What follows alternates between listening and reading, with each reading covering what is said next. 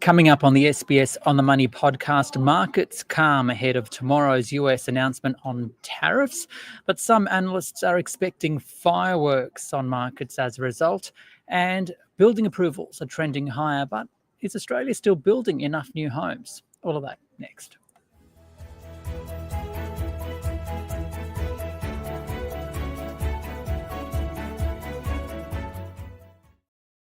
Hi everyone, it's your daily 10-minute business and finance news wrap for this Wednesday, the 2nd of April 2025. The Australian share market rose by just 0.1% ahead of Donald Trump's reciprocal tariff announcement expected at around 7 o'clock Australian Eastern Daylight Time on Thursday. We'll have the details with James Gerrish from Shaw and Partners. But first to property, and it appears approvals to build new homes are now running at a comparable pace to additional housing demand. While the Bureau of Statistics says dwelling approvals fell 0.3% in February, it's better than expected, and follows an upwardly revised figure in the previous month. It means they're trending up despite the recent decline. So for more, I spoke with Mee Bui, an economist at AMP. So the simple truth in Australia is that we haven't been building enough homes to match our additional demand from population growth over the past 3 years. At our peak over the past 3 years, we should be averaging completions of dwellings at around 240 to 250,000 units per year.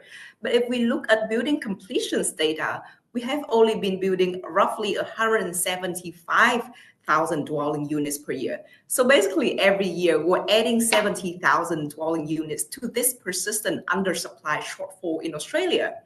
That being said, though, we are starting to see some green shoots in terms of building approvals here, which is a very good indicator to actual building completions. Over the past 3 months, we are approving roughly 195,000 dwelling units, which is basically matching the additional demand according to the newest population data growth from the ABS. Okay, where do you think this positive sentiment at the moment is coming from? So this is quite multifaceted, and we're actually starting to see a lot of positivities across different industries in Australia. On one hand, you're starting to see household sentiments picking up a little bit, probably from the tax cut, probably from the still resilient labor market, and additional disposable income from lower inflation as well. That has helped with housing sentiment. In the construction industry, you also start to see business sentiment picking up because inflation in terms of dwelling costs has eased quite a lot. You start to see new dwelling cost inflation at just 1.6% per annum, and that's matching the level that we saw pre-COVID, now that we have less pressures in terms of materials and labor costs in the construction industry. So that's a very good sign for Australia. How do you make sure that these approvals continues to stay high, and why, and what are the challenges in meeting this? So the only time that Australia has come even close to matching additional population demand in terms of housing was actually throughout the 2015 to 2018 period. And if you look at building approvals and building completions back then, you have half of the building approvals in the mix being apartments, so not detached homes, because you basically just get more dwelling units out of every apartment project. And right now, only about 40% of dwelling approvals in Australia are units, compared to 50% back then. So I think the key thing to get that building approvals mixed back up to match demand is that we need to have more apartment approvals. And we're starting to see this in New South Wales as well as Victoria over the past 3 months. Of course, high approvals does not mean that we're gonna complete all of those building projects, though. And this is a particular issue throughout 2022 and 2023. When you see apartment abandonment rate spiking up, you also see the time to complete a dwelling project spiking up to roughly 3 years compared to just 1.5 years that you saw about 10 years ago. So there are a lot of challenges in the construction industry related to shortages in terms of labor and materials. We don't have enough tradies in Australia, for example. So there needs to be an effort from both sides of the government to actually get approval time quicker, getting through those red tape and bureaucratic process to approve projects quicker, but also to help free up some more construction workers for these projects so that we can get approvals as well as completions back up quickly. And finally, and while we've noted that building approvals are starting to tick up, like you said, over the past 3 months, and that's matching the additional demand. But to what extent are we still in a shortfall? So because we have been underbuilding throughout the past 3 years, we do estimate that Australia needs to catch up to a shortfall of roughly 200,000 dwelling units. So that's a whole year's worth of pipeline that we actually need to get through to match that underlying demand. And it is very hard to see this gap being closed in the short term, just given all the issue related to shortage in the construction industry that we have seen so far. So in the short term, we do see this underlying shortfall to keep supporting house prices in Australia over the next few months. That's me, Bowie, there from AMP. Now, Market Day on the SBS On The Money podcast. To the Australian share market now, which rose today, but only just. The S&P ASX 200 up by 0.1% to 7,934, moving pretty much sideways for most of the day as investors await that reciprocal tariff announcement from US President Donald Trump, which may have some big implications for share markets and investors. So for more, I spoke with James Gerrish, a portfolio manager at Shaw and Partners. James, given the market hasn't really done much today, are investors too calm on the eve of the so-called Liberation Day? I think it's what the market's put in the last month or so. Obviously, it's been a really volatile time. We're down a bit over 10% from high to low. So if you think in that context, I know the last 24 hours have been a little bit more calm, I guess. We've actually had a bounce in markets yesterday as well. So probably in the very short term, but you've got to put that in the context of where markets have been. We've pulled back a reasonable amount. If I look at the US market, it was down nearly 6% in some sectors.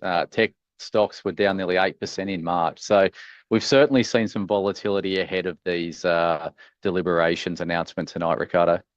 To what extent, though, are you worried about the fallout on investments following tomorrow? Because as you mentioned, ahead of it, it's been pretty volatile.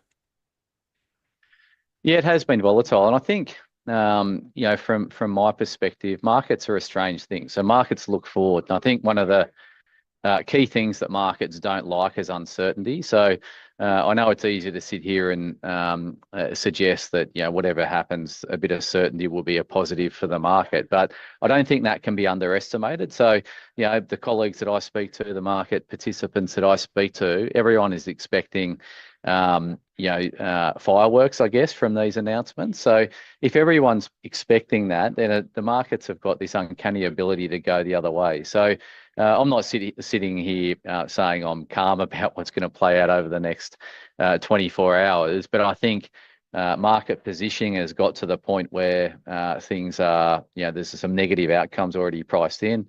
I think some certainty in what the landscape is going to be, what the tariff picture will look like going forward is going to be a good thing. So it's not a simple conclusion that increased tariffs are going to be a negative for stocks because we've already priced a fair amount of that in. So my key takeaway for the next 24 hours is look for some certainty and hopefully we get that and stocks markets collectively benefit from that.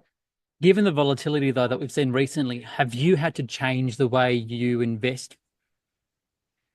I don't think you change the way you invest from a philosophical standpoint because of what's playing out. I mean, markets digest a whole range of negative news flow. History will tell you that markets can they price negative things and then we move on from them. So I think in the very short term, if you're asking around our positioning, I've taken a little bit of a more contrarian view. I think things like gold has become the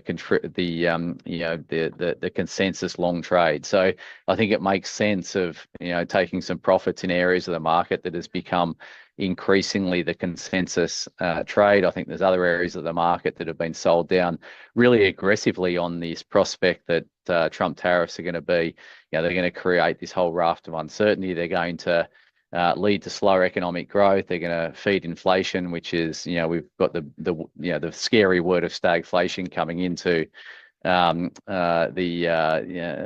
consciousness. So to me, I think you've got to be always measured in the way you approach portfolios. Know that you don't know what the next 24 hours, next month or so will bring. But to me, things that have run really hard, gold, copper, we've been trimming those, and we've been buying into some things that have been on the weakening side. So growth stocks, quality growth stocks have sold down 20-30% from their highs. So I think that's an area we can start adding to as well, Ricardo. That's James Gerrish there, portfolio manager at Shaw and Partners. Don't forget, if you enjoy the podcast, give it a rating or review on Spotify or Apple Podcasts, and to click subscribe.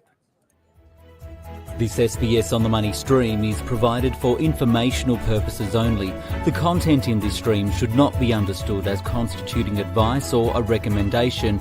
It is not personal advice, and it does not consider your personal circumstances or objectives. You should contact a licensed professional before making any financial decision.